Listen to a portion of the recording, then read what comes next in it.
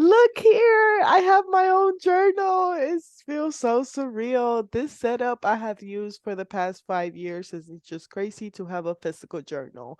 And it's like the three things that are important to me, not the to-do list, but what really matters. Something that you're grateful for, something that you're proud of, something that you dream of, and something that you pray for. Something simple but effective. And I hope that it just helps anybody in any type of in any journey. Oh my gosh, in their life. Oh my goodness. Anyways, let's do this. You can find my journal or notebook at lifewithfrancy.com/shop. Link will be in the description of the episode. Hello, welcome to Life with Francie podcast, a place where you will find all kinds of conversation like mental health, self-love, self-care, trauma, hobbies, and more. With this podcast, I want to create a place where we support one another in business and personal life. Hope you enjoyed this episode. Now, let's get the show started. Today's conversation was thanks to PodMatch, an amazing community for podcast hosts and podcast guests to have amazing collaborations like this one. They have tools and resources that help anybody in the podcasting world. But on today's episode, I have the pleasure to talk to Ashton Ooh, yep, I'm not gonna say that one. It's who is a passionate about lifting the creative spirits in everyone that she meets. For the past 7 years, she has followed her passion for helping people communicate their ideas and combine that creativity by founding Mind Eye Creative Consulting. Oh my God, that I love the name. Now let's welcome her to the show. Tell us, what is life with you? Sorry about that shit Oh, show. I love it. I love it. It's just real and we're just doing it. I love it so much. It is just life. It's life with Francie and Ashton today.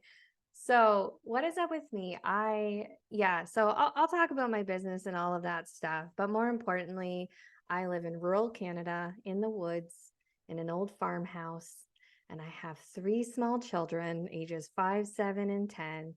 I am married to my high school sweetheart. I don't have a lot of formal education. Like I didn't go to university. I didn't go to I have a diploma from a community college because when I was in high school, all I wanted to do was be a mother. So I followed my passion for those first few years and worked with kids. And so being a mother is pretty important to my life. This morning, I realized my daughter forgot her lunchbox. So Oh I had to no. race it out to her school and back. And, that's just life. That's just stuff that happens. And I feel very grateful that I pushed through those first few years in business to now be here kind of on the other side to be able to have a little bit of flexibility, work with amazing clients. I get to doodle for a living. Basically, it's pretty great over here. Yeah. I love it, love it, love it. So yeah, please tell us more a little bit about your story.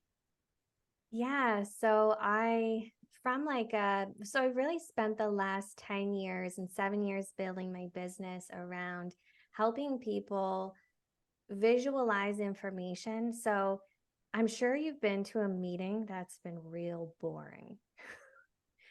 Put your hand up if you've been to a boring meeting. That's everyone.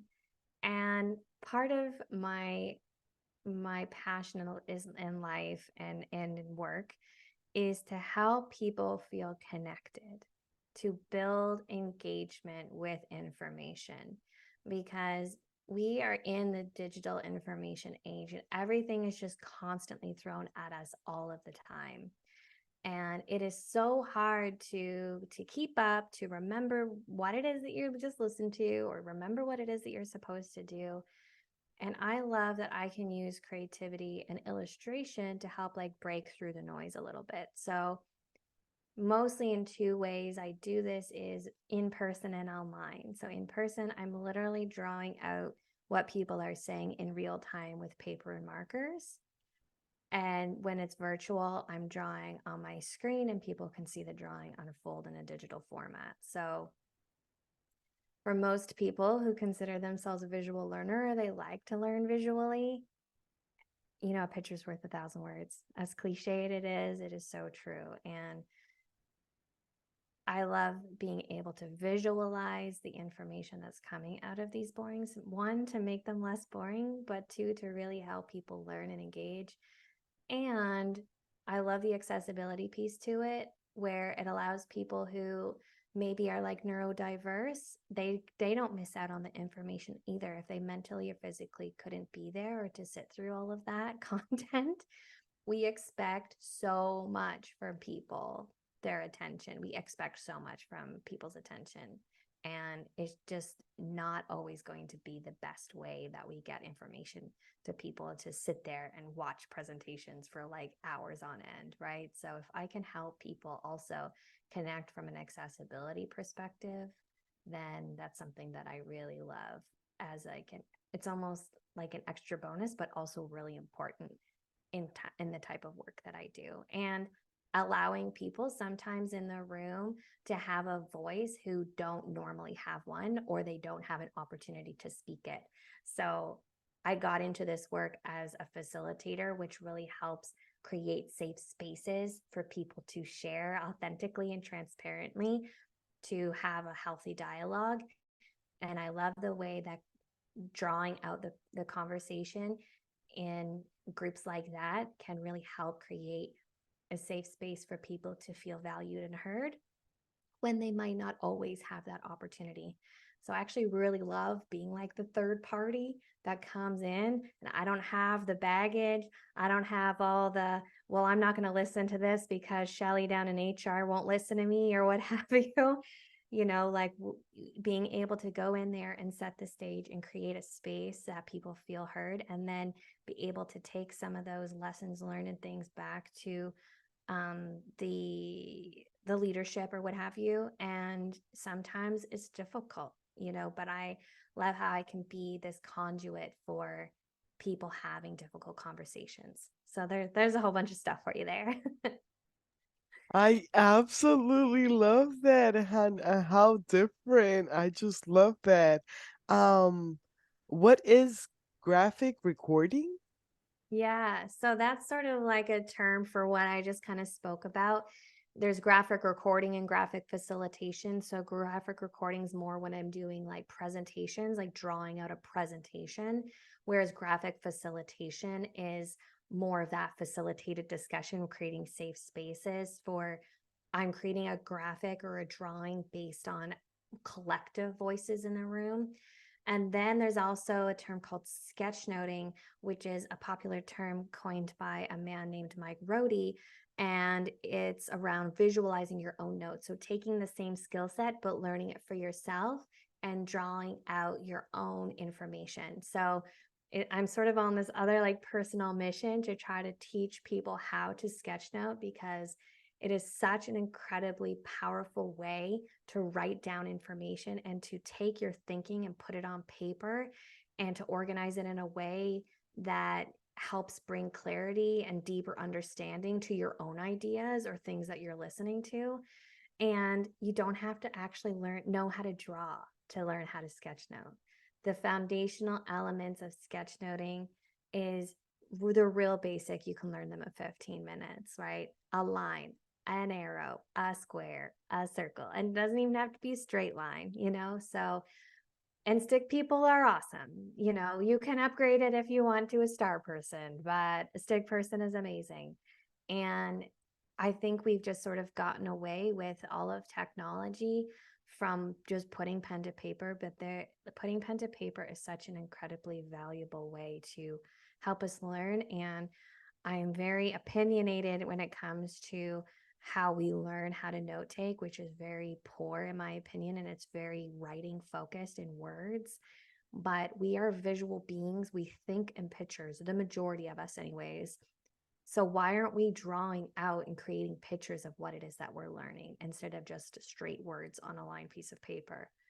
Yeah. Oh my gosh, you got my attention because like I got my own journal. Like I tried and to I do the ad. And I love it because your journal is visual. I saw it when you kind of held it up in the page inside, and it has like containers for people to put things. And I think I saw little smiley faces, and that just made my heart happy. So everyone should go and grab a copy. There's an extra plug for you. No, thank you so much. And it's just that I love journaling, but I do old fashioned, just write out down your Yeah. feelings. Yours sounds more like bullet journaling. That's a type of like journaling, of course, this is on the word, but it's more like you to let your creative side and let all that stuff. That's why I love it because my brain is not like that. Yeah, sometimes I feel like and I do love bullet journaling, and I actually would like to learn a little bit more about it. I just kind of know surface level. But the thing with some of these things, and the reason why I do like your journals, because you have the containers for people to fill in, and sometimes a blank page can be extremely intimidating for people. And so, if someone who is maybe creative or wants to get back into their creativity or try something different, I find that gap between I want to do it and the blank page is actually very wide. So it's nice that you have your journal where you have those containers for people to guide people, but then, you can encourage people to do little doodles in there as well. But that there is some overlap between bullet journaling and sketchnoting, but sketchnoting is more focused on information and ideas and complexity, whereas bullet journaling is more of the to-do list, the calendars, the things you need, like those, that kind of a container for that. And the Okay. definitely, I would say, some crossover from bullet journaling and sketchnoting when it comes to maybe some of the drawing skills. Like if you know how to benefit or you know how to bullet journal, like those skill sets of like drawing different lines and things will benefit you in sketchnoting and vice versa.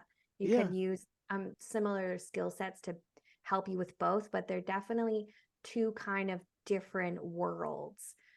Whereas sketchnoting is very focused on listening to something and capturing it, or listening to your own wisdom and putting it on paper, where you're looking to try to remember something and it's more like information based or learning based No, education. I absolutely love it because I see the difference now. And that's why I mention it, because I saw the similarities, but now I see the difference and I love it because like people have morning routines for the most part. For me it's night routine. Mm-hmm. So like it's not, so I let the day happen, then I go back to writing down what happened as of Right. when I go to my planner. I'm Mm-hmm. planning the week, what's gonna happen. So okay, I see it, I love it, and I want to know more. What are the benefits behind visually capturing information and or doodling? Yeah, I think I spoke to that a little bit, but I can go into it a little deeper. The stat that I usually throw out is doodling. So, doodling and just making marks on a page can help you remember up to 29% more information, right? So, if you were ever in school and you doodled in your notebook and you got in trouble, you shouldn't have gotten in trouble. Because it actually is a method and a tactic to help you stay focused, even though it looks like you're doing the opposite. So, if anyone has a problem with doodling, you send them to me. You tell them to call me and I'll talk to them because it is an incredibly powerful tool to help you focus and learn. So, the way that I see sketchnoting and visualizing ideas is like taking doodling and making it work for you a little bit more, like making it more purposeful. And we do this in terms of the benefits, as how I just spoke to earlier about how we think in pictures. But when we take words and we take drawings or images based on Alan Pavio's dual coding theory, it helps solidify the information in our brain. So if you think about how we learn, most people have a preferred or a few preferred ways that they learn. And the majority of people do consider themselves visual learners. The stats are all over the place, but usually like 60 to 80% of people consider themselves a visual learner. even though technically learning styles have been debunked, we won't go down that road. People still refer to them and they resonate with people still.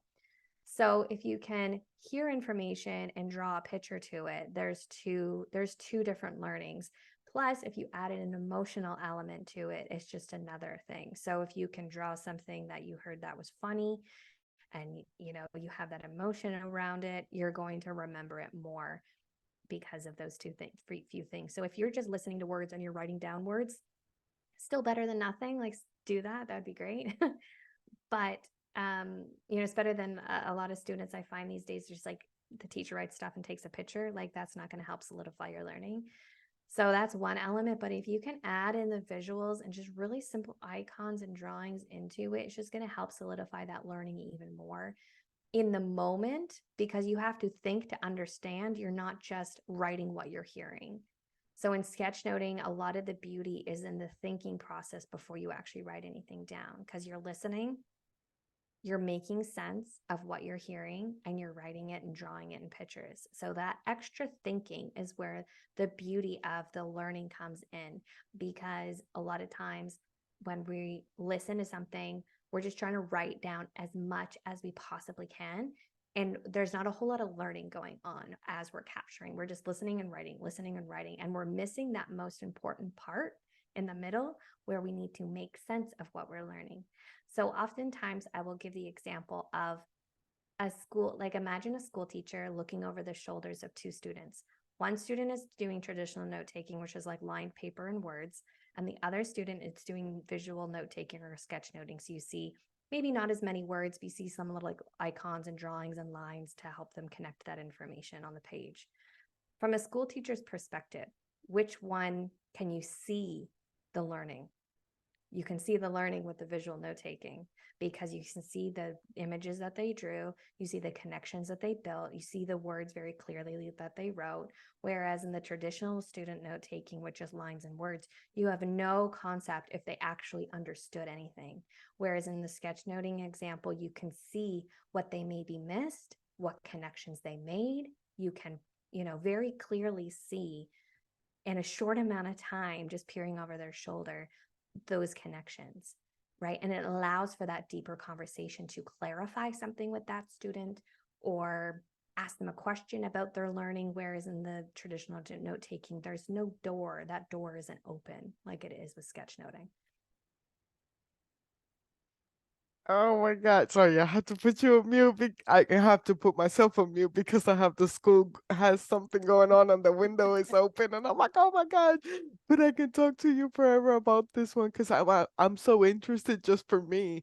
Because like I Mm-hmm. said, I love journaling, and the part of that I can't draw, it stops me from Yeah. doodling. I can't even say it, but Yeah. I'm interested about it, so that's why I'm like asking. But tell us a Yeah. little bit more about your business, because I know we have to go. So really I do a lot of the live illustration for folks. So that's been my primary full-time thing for 7 years. So there are clients out there that pay me to draw pictures in meetings. Like, it is a thing, which is pretty wild. I still am surprised to this day that this is my life. So there's that world. And now I'm really on the passion of teaching people how to sketchnote, because I really think that is such a powerful tool, like all the things I just talked about. But you know, even if you don't know how to draw, like, you can learn how. Like, I love winning people over and going from they don't know how to draw to, like, yeah, you can draw, and you can learn it in a very short amount of time. And I will just say one more thing from a philosophical perspective is we have to redefine what drawing is. Drawing is not something to be admired. It does have its place for that, but drawing is a thinking tool. So use it as a tool in your toolbox for ways that you engage and learn with things. And putting pen to paper is not about creating a piece of artwork. It's about making marks to help yourself think, which is like Sunny Brown, who wrote the Doodle Revolution. That's her redefinition of a doodle, is like making spontaneous marks to help yourself think. So just make those marks work for you better and more with sketchnoting. And so a lot of my business now transitioning into more of the education with my book, and I have a community, I have a free newsletter. where you can get a sketchnoting tip every week. And yeah, I'm really on it's really my passion to try to teach as many people as possible the power of sketchnoting because it's actually not that hard to learn. It really, really isn't. And it can be such an incredible, powerful tool to help you engage and learn information. So there's sort of the two worlds of my business where you can hire me to draw the pictures for you or work with me or grab a copy of my book or what have you to I love supporting people and seeing people how they progress in their sketchnoting journey. So this sounds like interesting to you at all. You can everything is called Sketchnote School. So sketchnote.school is where you can find all of the good stuff when it comes to learning how to sketchnote. Yeah, oh my gosh, that's what I was just gonna ask where can my listeners find you? Yeah. Sketchnote.school is the place to get on my free newsletter, learn about my book. You can get a PDF version, or I've got it's all on Amazon and through the website as well. And I've got an online community that folks can hop in, and I'm on there live doing workshops and calls. And we got guest speakers, people who are doing really different cool things with sketchnoting. I have different experts that come in to do various types of things to help different elements of sketchnoting, like lettering or icon development, or how to take simple shapes and turn them into drawings and things like that, just to kind of help people build people's skill and confidence around the process and the beauty, literally and figuratively around sketchnoting. I love that. Oh my God, seriously, I'm definitely gonna be messaging you more, girl, because I want to know Anytime, more and I want to go anytime. check out your stuff too. Yeah. Thank you so much for coming on the show. Yeah, I had a great time. Thanks. Thank you so much for listening to another episode of Life with Francie podcast. Hope you enjoyed this conversation as much as I did. You can find my show in all major platforms as well as my YouTube channel. On the show notes, you will find the links for my guests as well as mine. So another way to support is to follow, like, and subscribe depending on the app. And if you like to help the show, you can leave a review to help others find it. Thank you so much. Hope you have a blessed day. Bye bye.